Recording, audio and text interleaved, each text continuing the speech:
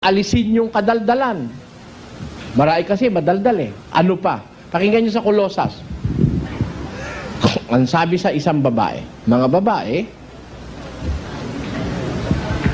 babae, pasakop kayo sa inyong asawa gaya ng nararapat sa Panginoon. At igalang, sige.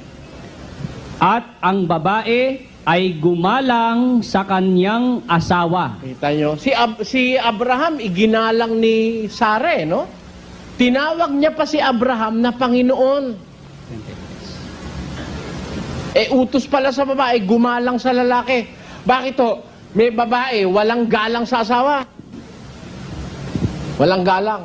Kung sigawan nga kahit sino nakaharap.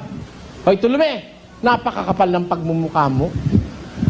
Hindi ka man lang makatulong sa bahay. Magsaing ka, umi ka nga, magsaing ka ron. Tigas ng pagmumukha mo.